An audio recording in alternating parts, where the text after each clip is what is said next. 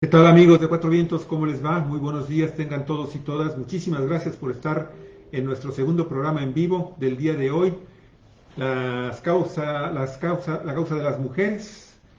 Una conversación con Mari Carmen Rioseco Gallego, nuestra amiga feminista, ambientalista, consultora de derechos humanos de mujeres y también presidenta del Consejo Consultivo de Mujeres acá en el país. El tema de hoy, las niñas desde la mirada feminista. Galicia Aragón, por favor, adelante. Bueno, pues amigos, amigas de Cuatro Vientos que siguen la causa de las mujeres. Este programa de la maestra Mari Carmen Río Seco en Cuatro Vientos. Hoy ella ha seleccionado el tema de la niñez en México y es muy importante el tema porque dicen, bueno, el pasado 30 de abril se celebró el Día Internacional del Niño y apenas el pasado lunes el Día del Trabajo, y aunque usted no lo crea, están íntimamente relacionados. Hay una gran cantidad de niños que deberían de estar gozando de sus derechos de la infancia y que tienen que trabajar, niños y niñas. Y la situación de ellos es difícil, así como la de muchos más niños que son, y niñas sobre todo, que son víctimas de violencia incluso de carácter sexual. Y mucha de la violencia, lo peor de todo, proviene del seno de los hogares o de los círculos cercanos, familiares a estas menores, a estas niñas, a estos niños.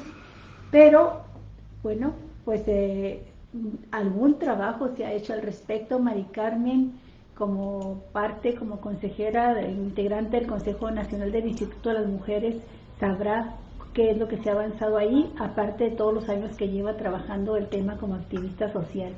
Te damos la bienvenida, Mari Carmen, buenos días, adelante. Hola, buenos días, qué gusto estar aquí con ustedes otra vez. Y sí, en efecto, queríamos cerrar el mes de abril con el Día de la Niña y el Niño, pero estamos eligiendo un poco hablar sobre las niñas, este tema que incluso la ONU lo ha recuperado, dando un día especial para las niñas. Y pues vamos a ver cómo marcha esta presentación que tenemos para ustedes. Sí, vamos a poner este video, la desesperación. A ver, vamos a ver. Adelante, ahí va.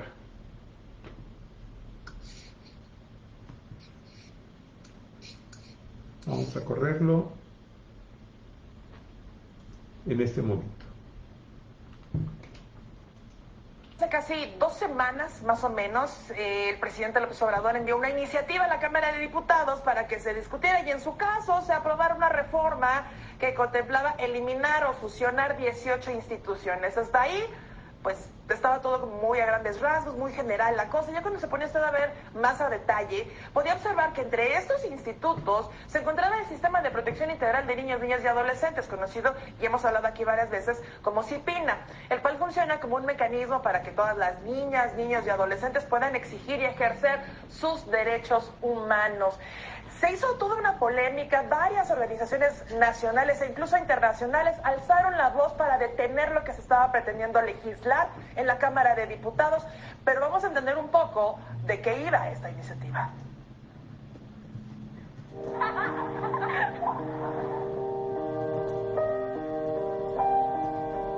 Con el argumento de ahorrar recursos presupuestales, el 18 de abril el Ejecutivo Federal presentó una propuesta de reforma para incorporar el Sistema de Protección Integral de Niños, Niñas y Adolescentes, CIPINA, al DIF nacional.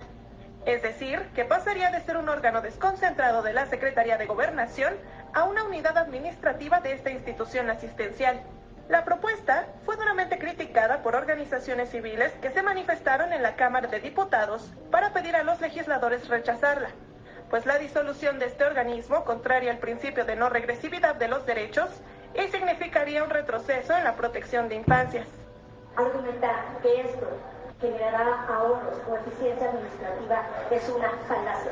El secretario ejecutivo de CIPINA recibe apenas 73 millones de pesos. El programa de pensión de adultos mayores recibe más de 300 millones. Pero si vamos a ahorros, también sería interesante observar cómo el presupuesto asignado para el CIPINA es 106 veces menor al que se asignó este año para Defensa Nacional. Esto nos va a llevar a reducir la función del Estado exclusivamente a la asistencia y a la restitución, pero eso nos deja muy lejos del enfoque de garantía de derechos que establece tanto nuestra Constitución como los tratados internacionales en la materia. El CIPINA se creó en diciembre de 2015 a partir de la Ley General de Infancia como un modelo interinstitucional con el más alto nivel de interlocución política entre al menos 11 instancias de gobierno.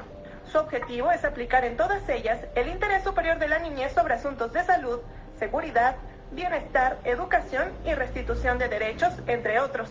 Sin embargo, devolverlo a la asistencia social reduciría sus facultades, pues dependería de la Secretaría de Salud cuando en este momento opera por encima de ella. Colocarles dentro de ti haría que incluso para citar al secretario de Salud, la persona que queda a cargo de esta unidad de la Secretaría Ejecutiva tuviera que pedirle a su jefa, que por oficio le pida a su jefe, que sesione en el sistema. Esto quiere decir dejar inoperativo al CIPINA, desmantelarlo. Tras su creación, el Comité de Derechos de la Infancia de la ONU reconoció a México por ser pionero en América Latina en implementar un sistema de este carácter. 3 de sus ex vicepresidentes también alertaron de las consecuencias que tiene esta decisión. Sorprende además que el presidente López Obrador, quien por ley encabeza el CIPINA, presente la propuesta luego de que en 2018, cuando aún estaba en campaña, se comprometió a fortalecerlo. No solamente es un error, sino que ni siquiera tendremos que estar discutiendo la posibilidad. No puede haber debate sobre los derechos. Nos preocupa que estas propuestas se realicen sin ningún tipo de análisis. No hay en la iniciativa un argumento, una valoración del impacto que esto puede tener en la niñez y la adolescencia mexicanas. Se vulnera el principio de interés superior de la niñez, el principio de progresividad, pero sobre todo se compromete la responsabilidad del Estado mexicano con la protección de este sector tan importante de la población. Ningún dictamen excluya la voz de niñas, niños y adolescentes o excluya el debate público hacia la protección integral y efectiva de derechos de niños, niños y adolescentes. Para Milenio Noticias, Mitzi Alejandra Zárate.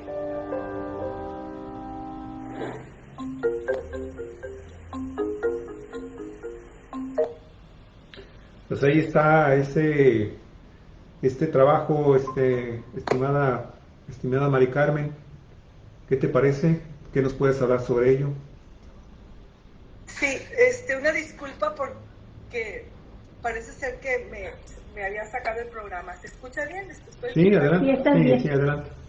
Ok, muchas gracias. Bueno, en ese sentido escogimos este tema porque es algo que está preocupante. Serían como 43 millones de niños y niñas y adolescentes las personitas que estarían pues afectadas por esta situación. Dentro de lo que se ha estado hablando es que son como 73 millones de pesos lo que se destina a este programa, comparado con los 300 millones para personas adultas mayores. Entonces, sí quisiera proponer que al público y a todas las personas que revisáramos estos programas en la parte de cuando fue la pandemia. Se eligieron como programas esenciales, creo que fueron 13 programas, y les dieron prioridad, y otros también fueron desapareciendo. Esta situación de ajustar el tema de las niñas y los niños también se puede considerar como un riesgo, sobre todo porque en la Convención Internacional de los Derechos de las Niñas y los Niños está muy claro que siempre se debe de prevalecer el interés superior de la menor o el menor. Y en ese sentido, pues si se van a ajustar los presupuestos por otras causas, nosotras sabemos desde hace mucho, y lo hemos platicado aquí, que un programa que se le reduce el presupuesto es un programa que no es de interés, y un programa que se le aumenta más el presupuesto, ese es el programa de verdadero interés. Entonces te pediría de favor si pudiéramos abrir la exposición que tiene que ver esto sobre las niñas. Voy a concentrarme más en la parte de las niñas por la importancia que tenemos en la situación de la perspectiva de género, ¿no? Ahí está. Ok, gracias. Bueno, en ese sentido, Clarice Lispector es una ucraniana que con su familia se fue a principios del primer cuarto del siglo se fueron a vivir a Brasil, de familia de personas judías, ¿no? Entonces, en ese sentido, si le das la siguiente, por favor. Hay que recordar que el tema de la niñez y de las niñas ha sido tan importante para poder ver con este enfoque de género las diferencias, que en 2011 se conmemoró y se instaló como el 11 de octubre que fue para celebrar el Día Internacional de la Niña. Esta resolución queda en el sentido de poder ver las diferencias entre ser niño, sobre existir siendo niña o siendo niño. Adelante, por favor. Bueno, como en la siguiente, por favor. Como venía platicando en esta nota que compartiste, hay una propuesta presidencial para fusionar 18 órganos desconcentrados. El tema ahorita es el Sistema Nacional de Protección Integral a las Niñas, Niños y Adolescentes. Eso quiere decir CIPINA. Entonces se convocó a expertos de la ONU y de ONU local, regional, internacional, porque estamos preocupadas, están preocupados por un retroceso que puede afectar gravemente el interés superior de niñas y niños y adolescentes, que es el tema central de la Convención de los Niños y las Niñas. Adelante. Hay que señalar también que CIPINA está trabaja a nivel municipal. De hecho, en el Instituto Estatal de las Mujeres existe un programa que se llama FOBAM, y en este programa FOBAM se atienden cuestiones de los niños, niñas y adolescentes, y es CIPINA la que da la información y la que da la consultoría y acompañamiento para que pueda bajar todas los programas y las tecnologías, y de los programas y todo lo que puede ser como estrategias para atender este problema. Si hay alguna pregunta por aquí, me gustaría comentarlo, porque esto sí es grave. Ya sabes que nos gusta anunciar cuestiones que ponen en riesgo la seguridad y los derechos humanos de las personas, en este caso son las niñas, ¿no? Y es en el marco del Día del Niño y de la Niña. Bueno, entonces pasamos un poco a revisar lo de las niñas, esta parte que ya lo hemos visto antes. ¿Qué es ser niña? ¿Qué es ser mujer? Hemos visto que pues hay algunas controversias, ¿no?, con las películas de Disney y algunos fiestas, programas donde se promueve la sexualización de las niñas. Entonces, este es un ejemplo de una fotografía que queda muy claro cómo en esta diferenciación de los roles para niños, para niñas, que después se convierten en hombres, en mujeres, en masculinidades, machismos y subordinación, están siendo ya vistos de diferentes maneras, pero ya con una perspectiva así más crítica de cuidar que los roles de las niñas puedan ser para ambas, puedan evitar esa discriminación que es el deterioro de sus derechos humanos. Adelante, por favor.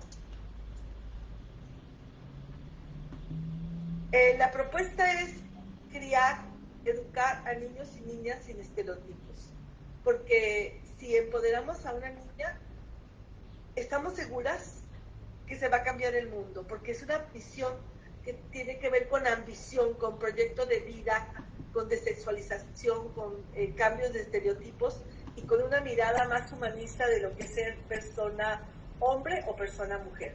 Adelante, por favor. O sea, las niñas y las mujeres no necesitamos que nadie nos salve, necesitamos tener opciones y oportunidades y espacios para todos. El Fondo de Población de Naciones Unidas ha creado diferentes aspectos y es encargado de los derechos sexuales y reproductivos, de la salud. En este sentido, pues aquí se habla más bien de los embarazos y sobre todo la práctica de la prevención de las niñas y niños que pueden ser en embarazos forzados. Bueno, más bien de matrimonios forzados por embarazo o por esas prácticas que le llaman prácticas culturales o que se acostumbra mucho en comunidades indígenas de vender veladamente a las niñas. En esos matrimonios infantiles que aproximadamente son millones a nivel mundial, están aproximados en 70 millones de niñas que se van a ver, se han visto y se verán en esta situación. Y esto pues tiene que ver con violación sexual, con el obstaculizar el desarrollo físico y emocional y hormonal de las niñas que son embarazadas entre los 12 y 15 años. Adelante, por favor. Bueno, aquí ya dijimos lo que era espina, nos pasamos a la próxima diapositiva. Bueno, dentro de las cosas que se hacen para las niñas a nivel internacional, por lo cual la ONU y CIPINA están trabajando, es la mutilación genital femenina. Eso se ha estado dando con las migraciones de los países africanos, sobre todo hacia Europa o hacia América, en donde se practican en una situación de violencia que puede llegar hasta la muerte por el tipo de práctica de la mutilación de las partes de los genitales de las mujeres. El matrimonio infantil y las uniones tempranas, que las tenemos incluso acá en San Quintín, y la preferencia para que sean los varones los que tengan los beneficios del estudio y el trabajo. Adelante, por favor. Estamos hablando de situaciones que son reales, que nos afectan a todos. Esta fotografía realmente es violenta, agresiva, y con una hojita así de estas filosas navajas para rasurar, es como se practican esos rituales hacia las niñas. Adelante, por favor.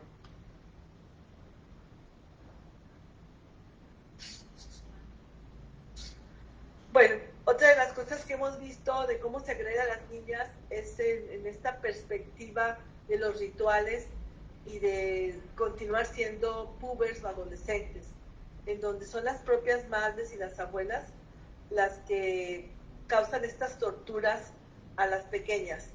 En raras ocasiones colaboran las personas masculinas o los hombres, los jóvenes. Es un ritual muy ancestral que se ve y que se practica sobre todo en las niñas entre 8 y 10 años antes de que llegue su menstruación. El objetivo es eliminar todo lo que tenga que ver con la feminidad, porque de esa manera se extiende un poco más la infancia y se mantiene una situación de que se detiene el crecimiento de los senos para que no se vean sexualizadas y pueda tener una situación de prevalecer durante más tiempo en la familia. Entonces, estas son las connotaciones que también tienen que ver con evitar la sexualidad, o sea, la connotación de lo que es lo estético, lo sexual, que tienen que ver los senos relacionados con la sexualidad y estas ideas que finalmente también son occidentalizadas, en donde donde se ve, o sea, se cree y se permite esta situación tan machista de que las mujeres con sus senos o sus atributos sexuales que están dados para en el sentido de la reproducción, únicamente para la reproducción, se acumula la grasa en ciertos espacios y los senos para el amamantamiento, y sin embargo esto se ve como algo que puede producir un riesgo para las niñas en algunas comunidades, porque al sexualizarlas pueden ser violadas o raptadas. Entonces, en lugar de que se vayan las políticas o las acciones hacia prevenir que los hombres, los machitos no abusen de las niñas o de las mujeres en estas etapas, se tortura a las niñas. Es una situación que, vuelvo a decir, es real, no es inventada y se da todavía en muchas partes del mundo. Adelante, por favor.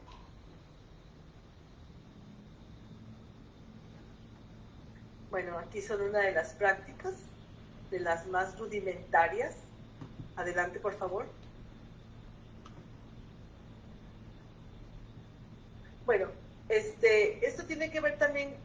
el tema del matrimonio infantil, donde digamos que se responsabiliza a la familia del marido y su cuidado. ¿Cuántas veces no hemos visto o hemos leído que se vienen los jóvenes de muy pequeños, nomás llegan a la adolescencia o dejan de ser niños, emigran para el norte de muchas comunidades, incluso de Centroamérica, que son las caravanas que hemos estado viendo, y dejan en su comunidad, en su región, dejan un compromiso de las niñas con las cuales se van a casar.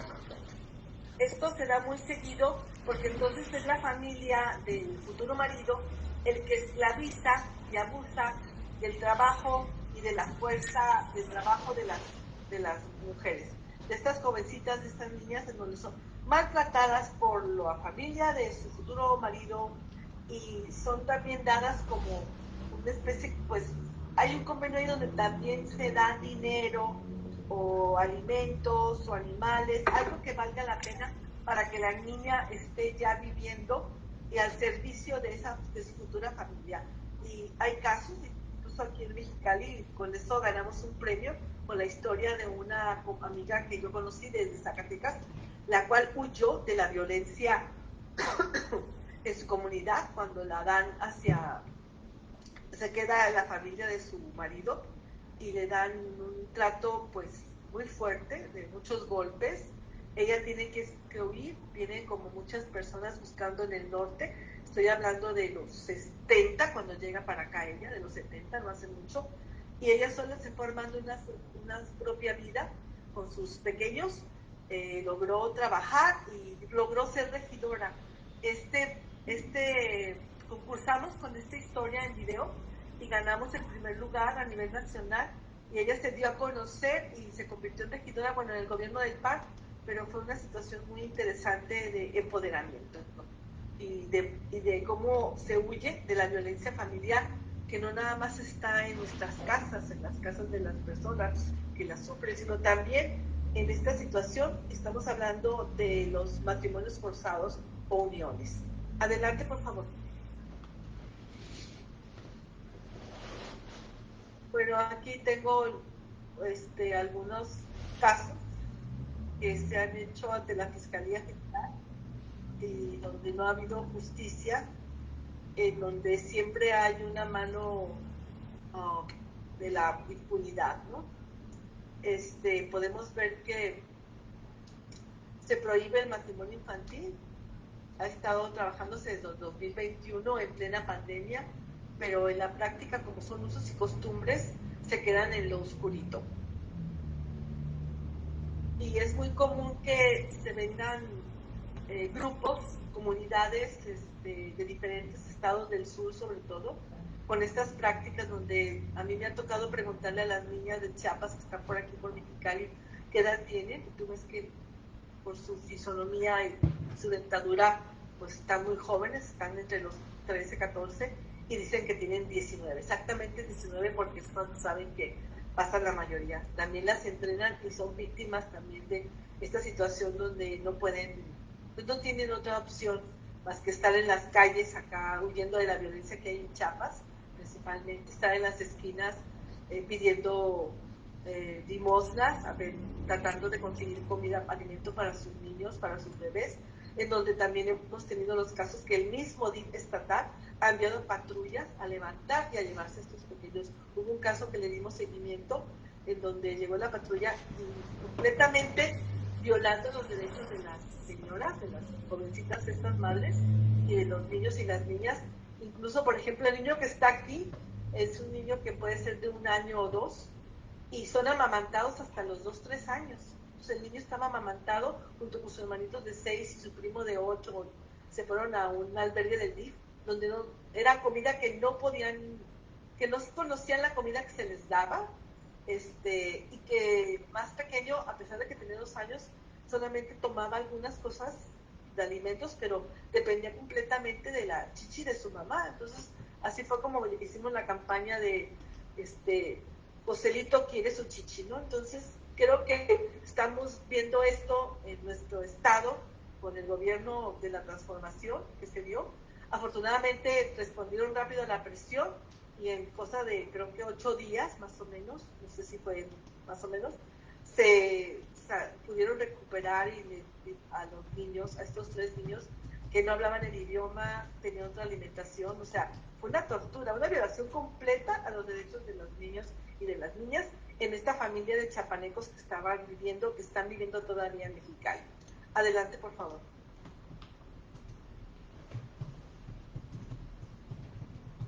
Bueno, ese es el caso de una niña de 15 años que fue vendida a los 11 por un matrimonio del que hemos estado platicando y fue encarcelada por huir en esos usos y costumbres. Entonces, hay que quedar muy claro porque tenemos muchas comunidades indígenas que están en este rollo de sus derechos en usos y costumbres, pero no puede estar por arriba ningún uso y costumbre de los derechos de las niñas y de los niños principalmente, porque todos somos responsables de esto. Cualquiera puede denunciar y tiene que haber, pero entonces se viene también esta parte de que en dónde los ponen, en qué tipo de albergues, cómo se trata a estas personas, la discriminación, la alimentación, el idioma, o sea, son muchas cosas que todavía tenemos un retraso y por eso estamos usando este programa para hablar de todo esto que pues no está en lo oscurito, pero existe en nuestra fabulosa Baja California.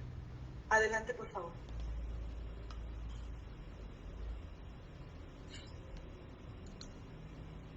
Bueno, aquí hablamos de los derechos, el derecho a una vida del desarrollo, a la identidad, a la familia, a la igualdad, a la no discriminación, a la educación, o sea, esas niñas y niños que andan en la calle con su papá y su mamá, esos niños que están en la jornada en San Quintín, en Mañadero, o aquí en el Valle de Mexicali, no están yendo a la escuela, no tienen una guardería. Hay un sistema de cuidados que se está impulsando por mujeres a nivel nacional, porque viene de ONU Mujeres también, pero vemos que todavía no hay guarderías. O sea, estas personas tienen que cargar a sus críos de menores de meses a 3 años, porque no tienen dónde dejarlos, no pueden dejarlos y recogerlos en un kinder. No hay una política pública para estas personas que están migrantes, que están en situaciones de, pues digamos, de calle, ¿no? Y creo que pues hay que señalarlo y para eso son estas situaciones o estos programas, esos espacios para describirlos, presentarlos y si alguna persona está dentro de esta situación, pues hacerlo, porque la cuestión sería acciones afirmativas, o sea, albergues donde estén todos los niños y niñas de una comunidad X que viene migrando y que está trabajando pues, en las calles o en los jardines, de los parques o en las casas domésticas, pero pues hay que ver dónde se quedan estas criaturas, ¿no? Porque sí es peligroso que estén en las calles. Me tocó ver a una señora que me impresionó mucho, era también chapaneca, tenía un niño así, en pleno periférico, tenía un niño en el semáforo, tenía un niño de brazos y no sé cómo, tenía al otro más chiquito agarrado de aquí y este chiquito que estaba arriba estaba jugando con unas pelotitas. O sea, me asusté mucho porque ya era tarde y estaba un poco oscuro, fue el invierno y pues intervenimos en algunas cosas de despensa y de a ver qué se podía hacer, pero realmente no se puede hacer mucho porque pues que le lleves una despensa o que les apoyes en algo no resuelve la situación.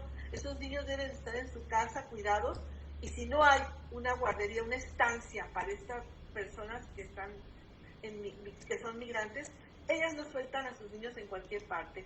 Entonces, aquí creo que el tema de las guarderías participativas que estaban en la época de Calderón, se encontraron muchas irregularidades y muchos abusos y sobre todo pues corrupción, claro, pero para las grandes personas o personajes. Pero muchas de esas guarderías servían en las colonias, en las comunidades, porque eran las propias vecinas, que hace falta para que esté una comunidad completa, porque están en su idioma, están comiendo su comida, sus costumbres se respetan y no se sienten discriminadas. Entonces creo que es una situación muy grave. Adelante, por favor. Bueno, esta es una cartilla que hicimos cuando se cumplieron los derechos, en el 98, no me acuerdo cuándo fue, pero que tenía que ver con los derechos de las niñas y los niños, sobre todo de las niñas, para ver las diferencias. Dale, por favor, para irnos un poquito más rápido. Bueno, aquí son unos videos que pusimos. Adelante, no los vamos a ver ahorita. Estamos con el tiempo. Este folleto es muy bonito, voy a ver si se puede volver a sacar. Porque trata precisamente de las niñas, de los derechos de las niñas, o sea, las diferencias. Si hemos hablado de estas irregularidades y falta de comprensión y de apoyos en la justicia alimentaria y de vivienda para la niñez. En el caso de las niñas es todavía más complicado porque en estas mismas comunidades se le educa para seguir subordinados y poder ser así como muy estoicas en la parte de las agresiones y la violencia, porque también se vive y a un nivel muy fuerte donde ellas vienen acostumbradas en estas cadenas o en esta reproducción, círculos de violencia, y están acostumbradas a que es lo normal. Entonces les pueden tumbar un diente, les puede provocar un aborto, les pueden dejar ciegas, pero eso es parte de la cultura que han visto y no saben que es un derecho. Nos hace falta mucho en Baja California hablar más de esto para poder decir que somos realmente un estado progresista. Adelante, por favor.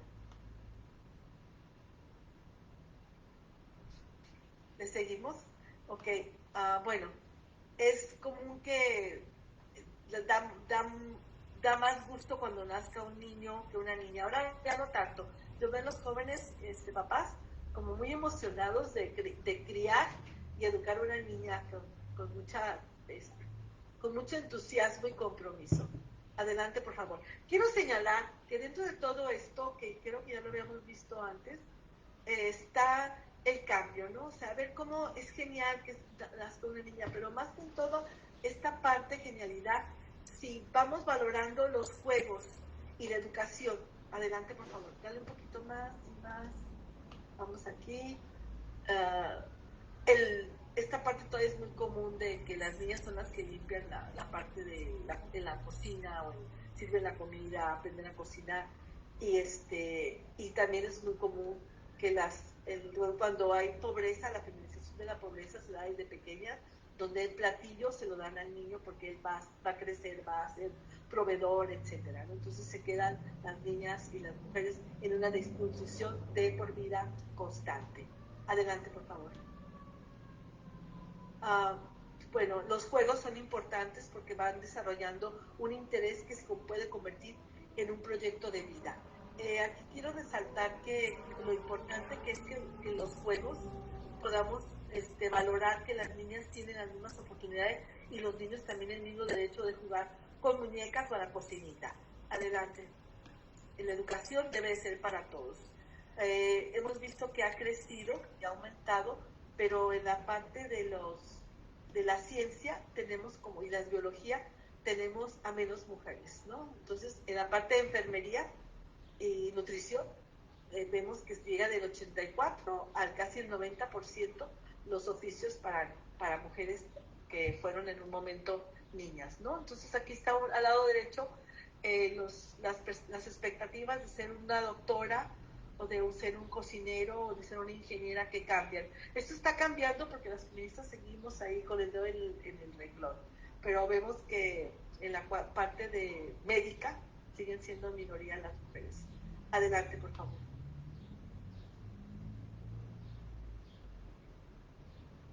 Bueno, son las carreras que yo les decía, básico escolar, lo que tiene que ver con servicio y con educación, enseñanza, siempre son la mayoría mujeres. Ya con lo que va siendo más específico el oficio y de mejor pagado, aparece en minoría las mujeres. Adelante, por favor. La que sigue. La que sigue. En economía vemos que es muy bajo, en computación también. Ingeniería industrial y mecánica es súper bajo, casi apenas llega al 25% de cada 100 que se inscriben en un oficio, que sea la mecánica, electrónica, tecnología, que son muy bien pagadas, ¿no? Y bueno, adelante, por favor. Pero cada día vemos a más niñas en esta parte. Bueno, adelante, por favor. Esta es una cuestión muy dada, que enseñar a las niñas que tienen derecho. Quiero señalar ahorita que está en lo de las candidaturas, que en el gobierno de Brad, cuando estuvo creo que fue del 2006 al 2012, estuvo muy interesante esta situación de la igualdad y la perspectiva de género. Hubo, esto que estoy señalando se dio mucho en leyes, de propuestas, pero se hicieron se impulsó, ¿qué puedo decir? Capacitaciones, por ejemplo, en arreglar aparatos de refrigeración, plomería, de choferes, algunas que le llaman carreras no tradicionales para las mujeres.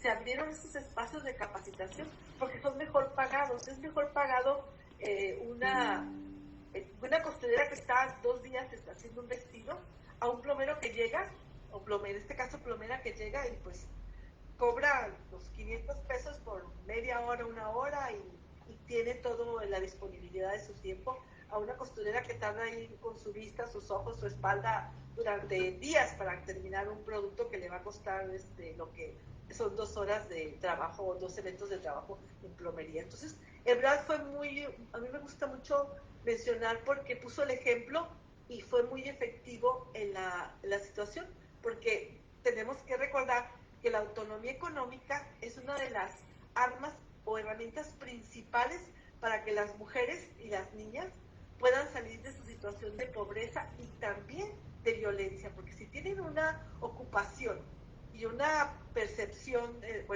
tienen un salario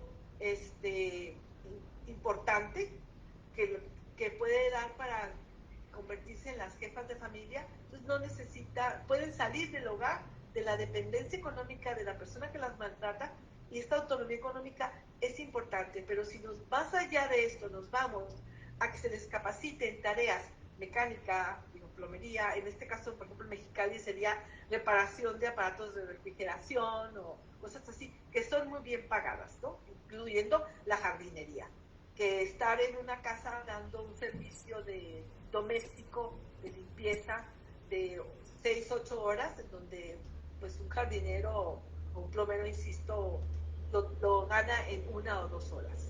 Adelante, por favor.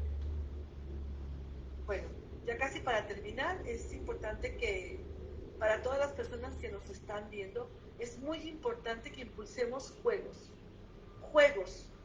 que no estereotipen al niño o a la niña, donde puedan ver la esperanza de vida y poder tener un proyecto en una autonomía económica que se los va a dar con las herramientas que hay en las escuelas. O sea, en lugar de decirle, tú no puedes porque eres niña, eso no porque eres niño, impulsarlos en esa situación de inclusión y de igualdad, de oportunidades y sobre todo de trato igual. Adelante. Bueno, aquí ya nada más terminando el tema de las niñas, pues son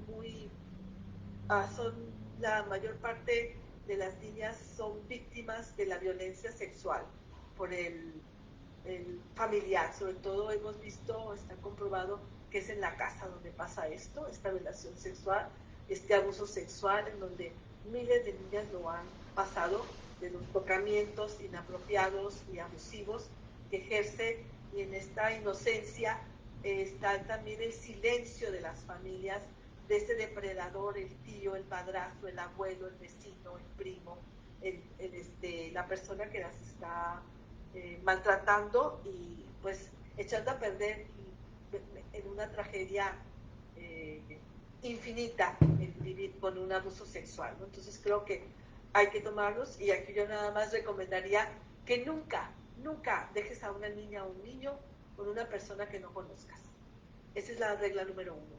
Y la regla número 2, que es infalible, cuando una niña o un niño hable sobre un abuso o un tocamiento o algo que pasó, sea quien sea de la familia, hay que creerle a la niña o al niño.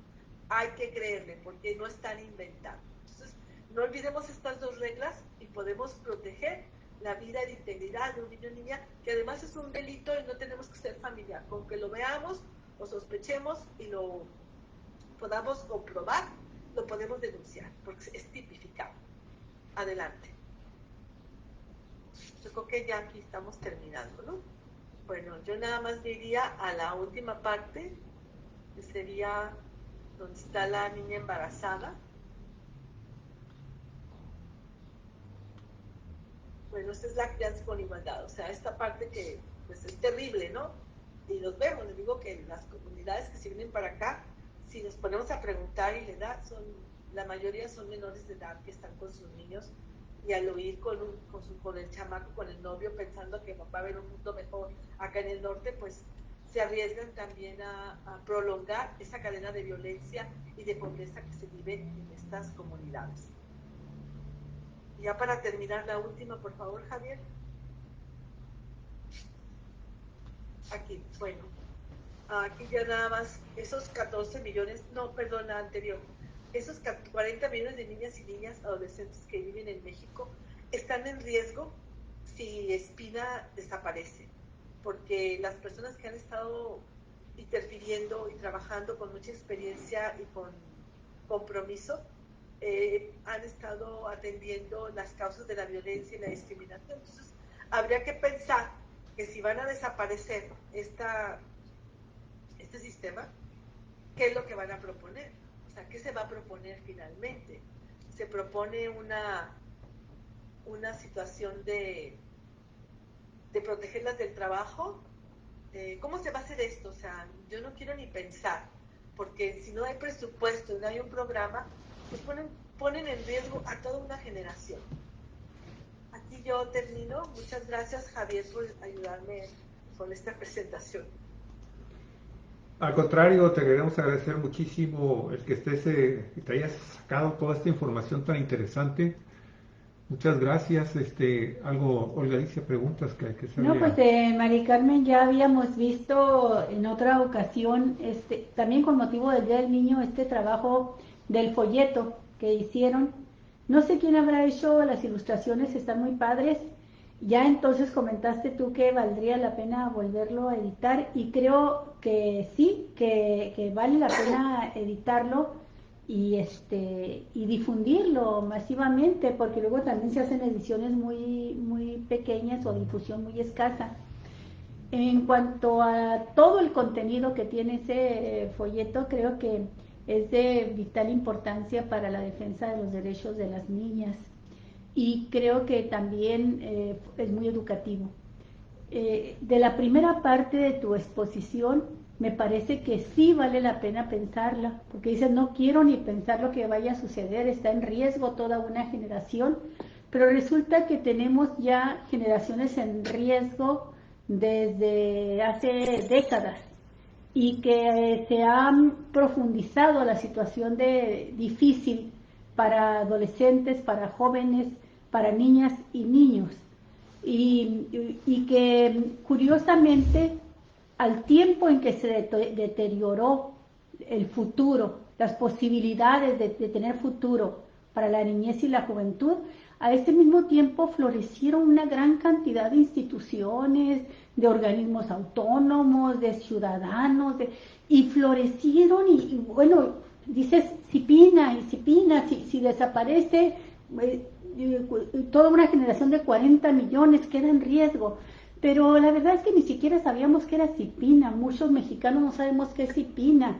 Y hay una cosa que me llama la atención, casos muy concretos que expusiste y que ya conocimos, como esta campaña que hicieron de Joselito Quiere Su Chichi, que hablaba de cómo separaron a un bebé de su madre en estas políticas terribles de migración.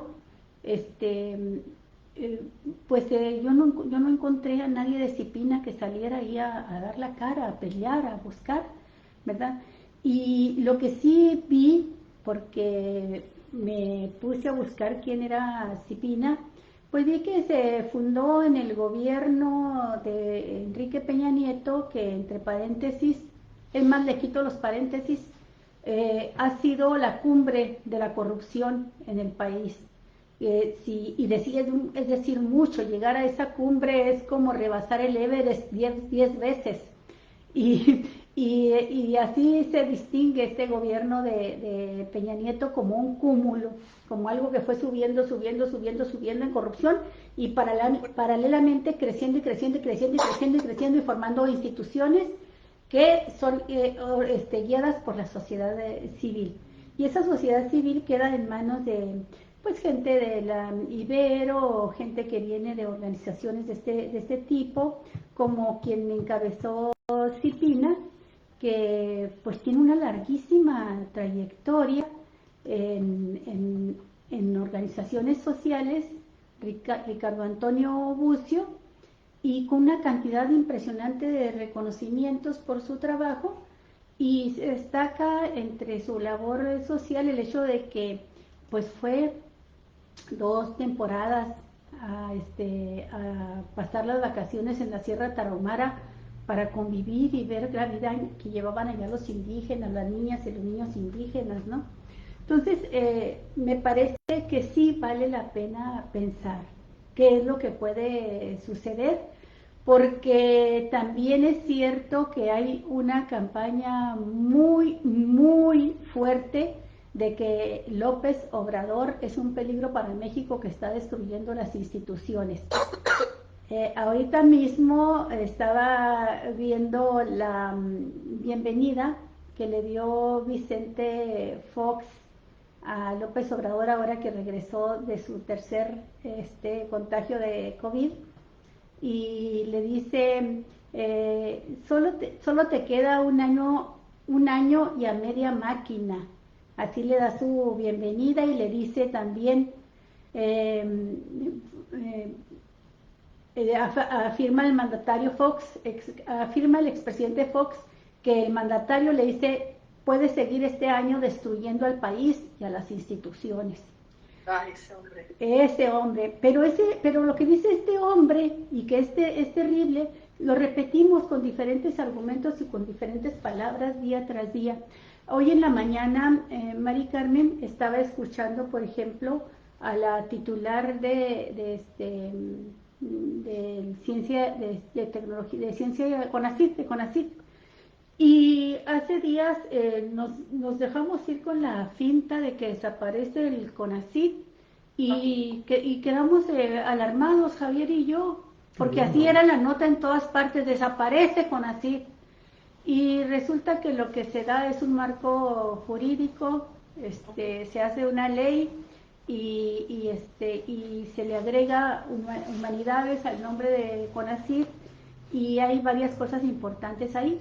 En el caso de Cipina, lo que sabemos hasta ahorita, que yo he aprendido a meterme a buscar más la información, y lo voy a hacer ahora más motivada por lo que nos has dicho, es que pues López Obrador está planteando que sean funciones que retome el DIF y que se amplíen las funciones del DIF.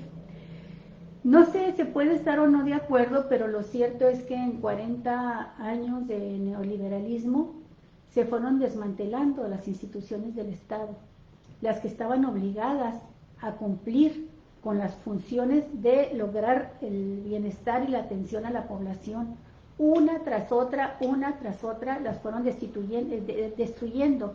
Incluso ya iban sobre el Seguro Social, ve lo que hicieron con el ISSSTE, Mexicana de Aviación, todo lo que era estructural y funcional para un estado de bienestar, lo fueron destruyendo. Entre la corrupción priista de toda la vida y el neoliberalismo de la Madrid para acá, dejaron el Estado mexicano casi como un cascarón vacío que nada más servía para administrar el presupuesto al servicio de intereses privados, como viles gerentes, ¿no?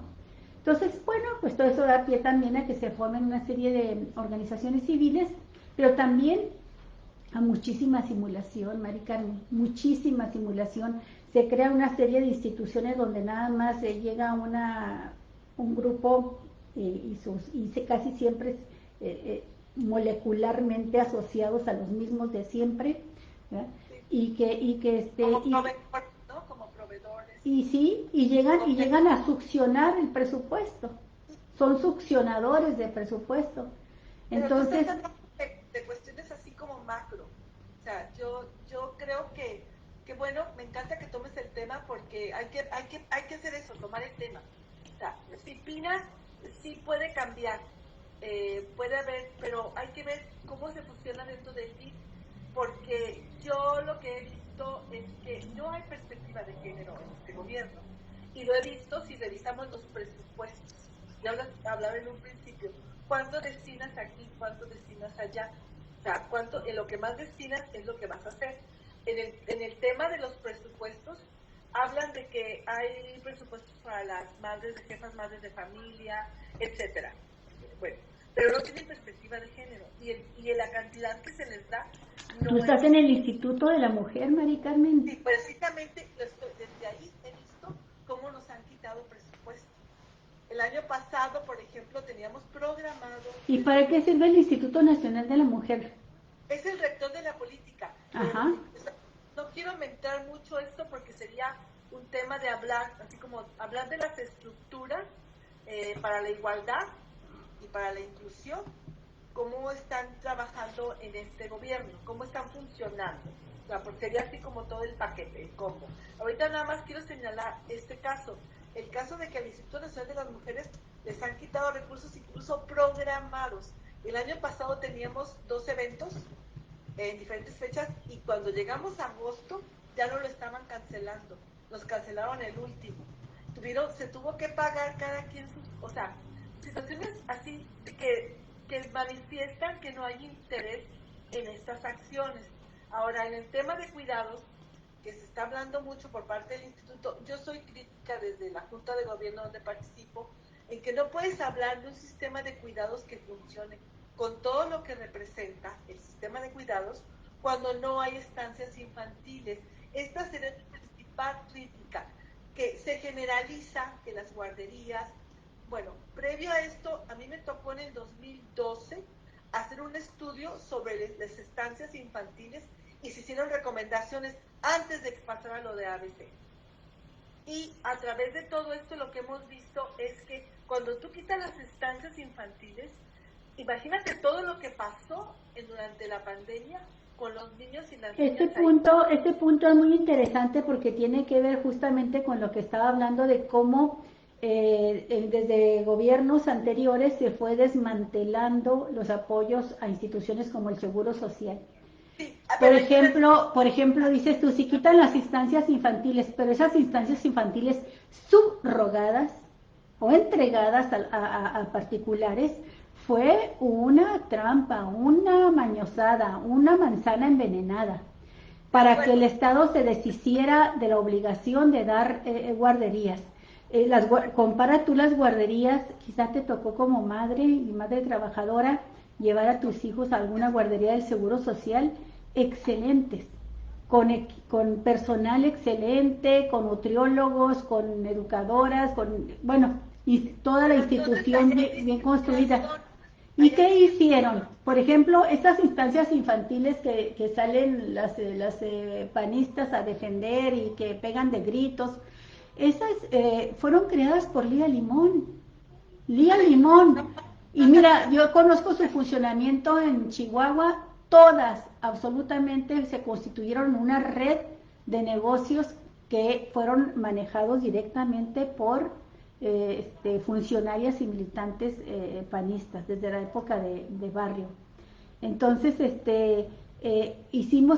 haces cuentas, por ejemplo, de los recursos que se entregaban a la guardería ABC o a las guarderías como la ABC. Eran 3,000 pesos por cada niño, o sea, el gobierno le entregaba a quien le daba esa guardería 3,000 pesos por cada niño.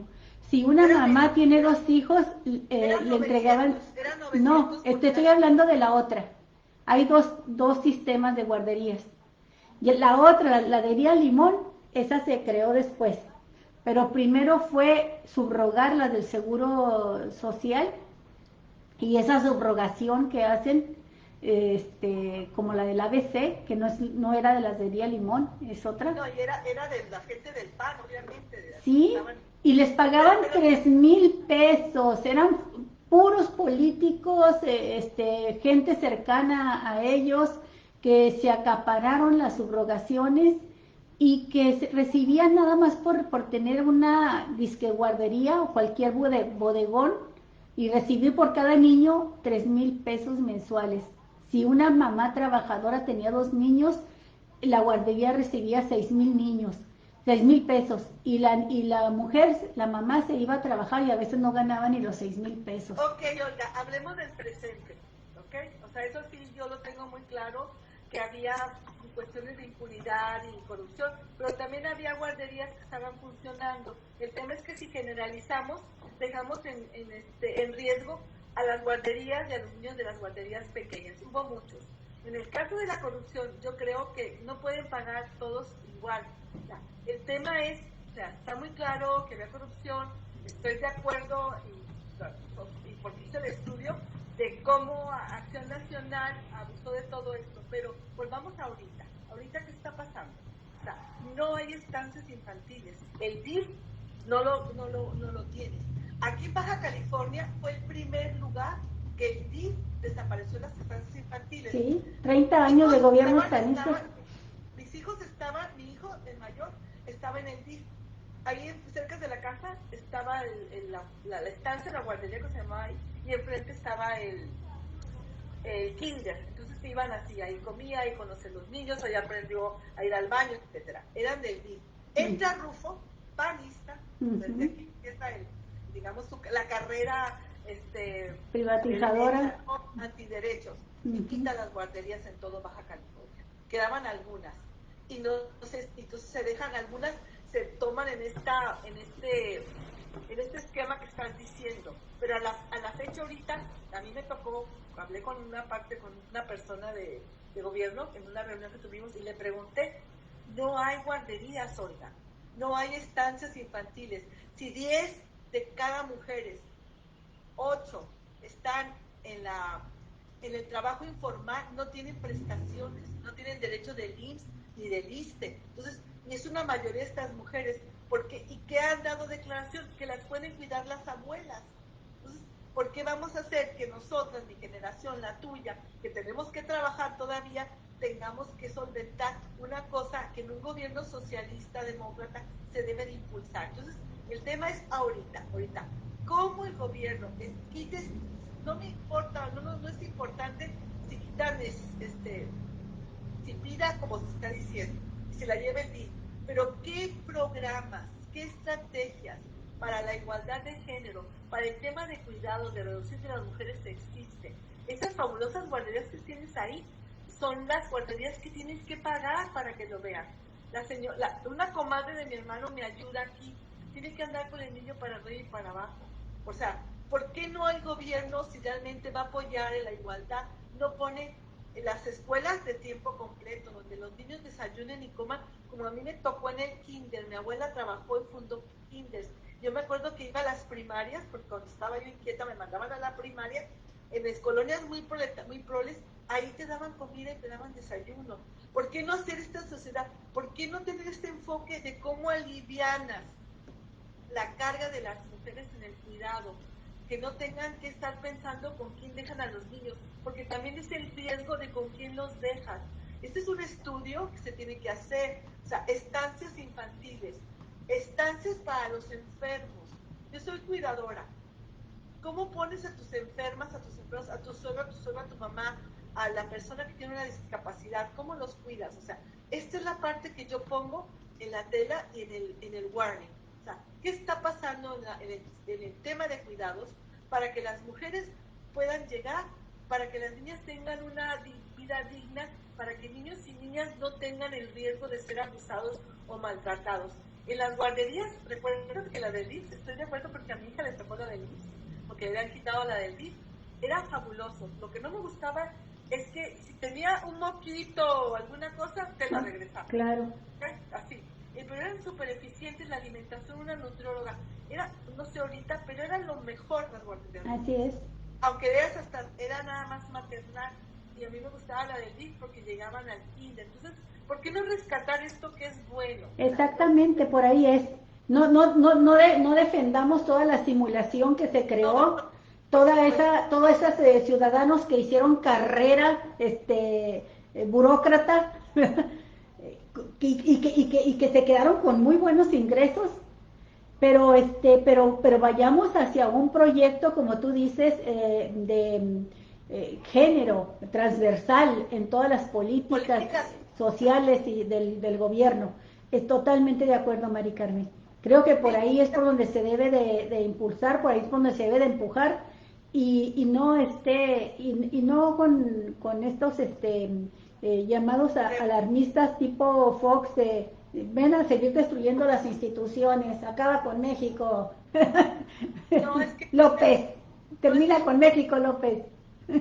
No es el tema, o sea, sí, ahorita hay que cuidar, sí, creo que tienes razón, hay que cuidar cómo se plantean las cosas, porque no se trata de denostar, o sea, yo estoy segura y confiada, o sea, segurísima todavía, que la opción era AMLO, o sea, no podíamos seguir con el sistema anterior, no podíamos, era así una depredación, no sé cómo estuviéramos ahorita nosotras, si tuviéramos este programa, como los hijos emigrando, las hijas también, no tengo idea de cómo estaríamos hablando de los ninis, como estuvieron hablando en los últimos años de los jóvenes que llegaron a esa situación después de que fueron despojados de todas las posibilidades, ¿no? De estudio, de trabajo.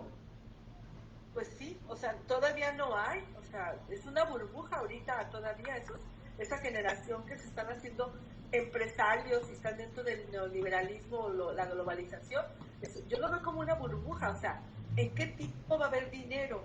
O sea, ¿cuánto tiempo vas a sostener tu cafetería o tu emprendedores que se pueden hacer? Porque tenemos también una mezcla entre el neoliberalismo que no se ha ido, ¿verdad? La socialdemocracia, o sea, pero creo que se están poniendo los cimientos. Y yo, como feminista, digo, ¿dónde está realmente la igualdad de oportunidades para todas las mujeres? De las pobres, las más pobres son las mujeres.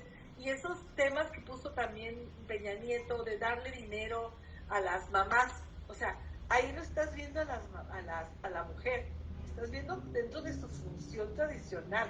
Por tener hijos te estamos dando una cantidad de X, pero no está fundamentada en trabajo, autonomía económica, lo que se ve. Yo de las cosas que extraño son esos programas, por ejemplo, con las ejidatarias, que hacías cadena de producción, proyectos productivos. Cooperativas. No se está impulsando con perspectiva de género para eliminar, no escucho yo, eliminar la feminización de la pobreza. Y las mujeres siguen siendo bien pobres. Aquí en el Valle les quitaron muchos recursos y también hablemos de esta impunidad y corrupción, que el PAN nomás tenía sus doñitas, que eran las que les daban el recurso del programa federal y todas las demás háganle como quieran. Así es. Entonces hay que ordenar la casa, o sea, ya están los cimientos, ahora qué sigue, cómo asegurar la dignidad del trabajo de hombres y mujeres y prevenir las violencias, o sea, hay que dar esta parte un paso más y pues hay que hablarlo y como tú estás señalando claramente, o sea, no se está en contra de lo que se está haciendo, que han habido cosas muy buenas, sino hay que hacer más, hay que ver estos niños, estas comunidades, estas mujeres, estas situaciones de los jóvenes que pueden estudiar. Sí, y sobre todo que tienen muchísimas mujeres feministas, como diputadas, como senadoras, como consejeras del Instituto Nacional de la Mujer, en el Instituto Nacional de la Mujer. O sea, creo que nunca habían estado con tanta fuerza las mujeres, y que esperamos mucho. Estamos esperando todavía mucho del trazo de política. Bueno, estamos ante la posibilidad real, como nunca, de que una mujer llegue a la presidencia de la República. Te voy a decir una cosa. En primer lugar, cuerpo de mujer no garantiza esta parte de la equidad. Totalmente de acuerdo. Pero también te voy a decir otra cosa, que lo hemos vivido. Yo veo a estas mujeres feministas entregadas y bloqueadas sin recursos.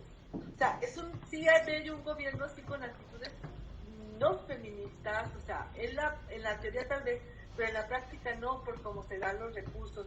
Me da mucha pena ver estas mujeres que se desesperan, y yo las sé, 9, 10 de la noche salen de los institutos, no nada más el nacional, sino de los estatales, por ejemplo, el que está en Quintana Roo, con esta que es una vez gobernadora también. ¿Con Mara? Señora, está hasta las 9, 10. Hay gente que se queda hasta las 10 de la noche. Es increíble cómo en estos espacios trabajan 2, 3 jornadas sin que les sirva un pago extra, y con sus propios recursos. Los programas, por ejemplo, el de aquí, estoy diciendo las verdades, hay un programa en donde no se les paga a las mujeres. Las que van a dar las capacitaciones van a ir a San Quintín, a Maniadero, son jóvenes consultoras, o sea, dan los temas de capacitación, el programa que se haya aprobado, pero no tienen a veces para los recursos como tienen los que tienen dinero, las que tienen dinero, que tienen sus consultorías pues ya de otro nivel, para trasladarse y no les pagan, tienen que pedir prestado para pagar el material, comprarlo, la gasolina. Entonces, donde quiera, yo lo que recomiendo es ponte así los lentes de la igualdad, o sea, sí. Y no te quedes calladita sobre eso, porque no es cierto que calladita te veas más bonita, ¿no? No, pero se tienen que quedar calladitas porque les quitan el programa. El próximo año no te contrato. O sea, aquí en Mexicali, no voy a decir nombres, pero hay 2 grupos que trabajaban en el centro histórico y les quitaban el recurso porque cuestionaron que necesitaban dinero para comprar las jeringas que se estaban dando. Entonces, así veo también a mis compañeras feministas que ya están ahí y no quieren moverse porque pues es fácil sustituirlas y se quedan hasta las 6 horas, han pagado sus boletos de avión, funcionarios del instituto, para poder cumplir, porque se los están quitando. Es más, yo les pregunté ahora que ¿por qué quitaron el comedor que tenían? Como el Colegio de México, el Colegio de la Frontera, o algunas maquiladoras o escuelas tienen un comedor que les hacen tienen como, no recuerdo cómo es están como subrogados y les dan alimento de sopita, comida, proteína, o sea, hazte cuenta que por 60 pesos. Sí, sí. Que en Mexicali es súper barato, nunca lo vas a encontrar, pero allá en Ciudad de México sí, porque puedes ir a una fonda y por 60 o 70 pesos comes esto. Sí, sí. Pues, yo lo tuve incluso en un periódico privado, en un periódico donde trabajé, teníamos un comedor que nos costaba 30 pesos la comida. ¿Y a quién beneficia? Sobre todo a las mujeres. Entonces, se los quitaron de mis mujeres. Pero ¿cómo? Dije yo, con el pretexto de la pandemia les quitaron, entonces cada quien sale a comer a donde puede, aparte de que tiene que pagar sus trayectos. Pues muy mal, oye, salen a las calles bien bravas a hacer manifestaciones y no son capaces de defender su comedor. Dije yo, ¿por qué no nos hacemos alguna situación? Entonces ya como que no, así déjele, ¿no? O sea, sí hay un miedo como en las maquilas, como en los programas, de que no puedes abrir la boquita porque... Oye, pero si son feministas hechas y derechas, ¿cómo es posible que no se... O sea, o es más importante estar defendiendo el sueldo que tengan que dar la pelea? Pues yo no sé, yo nunca he trabajado para el gobierno y por eso siempre he podido decir lo que pienso, porque no como de eso, ¿verdad? No sí, pero sí, lo que nos estás diciendo, Mari Carmen, sí es preocupante, porque ¿cómo voy a pedir yo, por ejemplo, tener la esperanza, no pedir, tener la esperanza de que el Instituto Nacional de las Mujeres pueda cumplir esa función de llevar las propuestas, de que el presupuesto llegue a lo que es fundamental en los derechos de las niñas, a propósito del tema que tenemos hoy, pero que también la formación feminista, como se llama, la conciencia de género, el contenido de género, impregne todos los programas de gobierno, todos, esto que le llaman que sea transversal, ¿no? El presupuesto, la perspectiva de género. ¿Cómo voy a confiar en que el instituto le entre a eso si ni siquiera pueden defender su comedor? No, o sea, es una cuestión que yo también pregunto. El tema del programa de transversalidad de la perspectiva de género, ya le quitaron el nombre de este año. O sea, sí hay un cierto desmantelamiento en algunas cosas, o sea, lo propongo, no sé si vaya a causar un problema que le estoy diciendo, pero es la verdad. Son personas muy comprometidas que se quedan horas extras, que ponen de su presupuesto y cumplen con el programa, con sus programas anuales, lo que tienen que hacer, pero ya al interior, en sus prestaciones, no es igual. Y yo lo veo, Olga, como algo cultural. Dentro de las mujeres, cómo se nos pide que hagamos más cosas. Como eso que decía un amigo, decía, es que ustedes, las mujeres, se les da 1 kilo de carne, con 1 kilo de carne van a hacer sopes, tacos, machaca, y hasta tortitas, ¿no? Y no, los hombres ahí, por ejemplo, el mayor mecanismo institucionalizado, muy masculinizado, es el INE, ¿no? Los consejeros. Cómo con esa cuchara del pozole se servían todo. Y cómo las consejeras de mis mujeres no recibimos nada, ¿ok? Del viático y ya, ¿ok? Para que puedas moverte, sería ya el colmo, ¿no? Entonces, esta situación cultural de que las mujeres se les paga menos, las mujeres pueden hacer más, está en el funcionariado. Y es cultural, y sí, la verdad sí me da tristeza, porque pues yo no estoy ahí, qué bueno, pero sí me da tristeza que todas sus energías, todo su entusiasmo, sus horas de sueño, todo lo que ponen en diferentes, no nada más en el nacional, mejor en el estatal y los municipales. Bueno, el municipal de Mexicali, esa parte, ahí se cuecen ahí, yo no veo que avancen en nada, ¿no? O sea, están como nosotros haciendo periodismo gratis, ¿verdad? haz de cuenta, porque es la pasión, entonces sí, el capitalismo y mucho del funcionariado explotan esa pasión que tenemos por hacer las cosas, esa conciencia de clase o de género que nos gusta, que estamos aquí, y yo estoy a punto de irme a Tijuana, tengo una cuestión importante, y aquí estamos dando la batalla, ¿no? Tenemos un compromiso. Entonces, lo que nos ayuda a poder estar aquí es que es una decisión de nosotras, pero no se nos está pagando por eso. Entonces, por eso podemos hablar, y no quiero hablar de las compañeras que se quedan ahí y, como dice el dicho, se suben en un ladrillito y ya se marean. Hombres y mujeres pasan por eso. Es cultural, y yo te lo puedo comparar con la gente aquí de Caléxico. Las regidoras hacen trabajo gratuito, y muchos funcionarios de asociaciones hacen trabajo gratuito. O sea, para el Estados Unidos el hacer un trabajo gratuito es muy honorable, ¿no? Por eso lo reconocen. Entonces aquí no, aquí se quieren llevar la cuchara grande, como los consejeros de Economía o del INE, que se pasaron la raya, ¿no?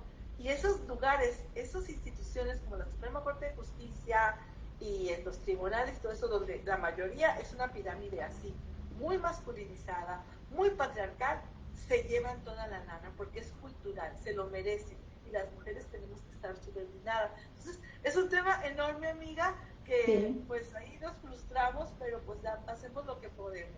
Sí, sí, pues muchas gracias, Mari Carmen, y nos quedamos con todas esas inquietudes que has planteado, porque sí, nos falta mucho por avanzar. Soy también coincido contigo. No podíamos seguir por la ruta por la que íbamos. Era importantísima la llegada de un presidente como López Obrador, pero no basta. Es necesario profundizar con esta mirada de género, la transformación del país. Pues muchísimas gracias, Mari Carmen. Ha sido otra vez muy buen programa, y esperamos. Contigo que siempre estás muy bien informada, la neta. No conmigo. Pues lo que pasa es que cada vez es más difícil informarse. Sí, se confunde más, pero sí voy a tomar en cuenta eso, o sea, el hilo negro, a ver, estás así, pero bueno, como lo que quiso decir. Sí. Ok, Mari Carmen, pues muchísimas gracias. Un abrazote. ¿Dónde estás? ¿En Mexicali? Sí, estoy a punto de irme a Tijuana, tengo una cita importante, pero para mí conversar y expresar esta información compartida es muy importante, entonces con esa pasión me quedo. Oye, vamos a estar por allá, vamos a hacer la presentación de un libro, luego le damos la publicidad también aquí, el día 12.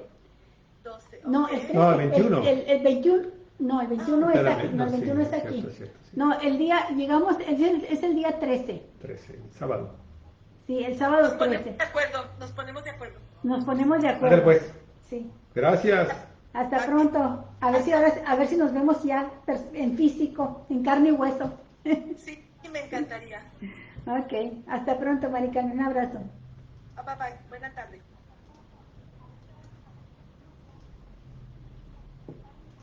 Se me estaban enfriando los pies.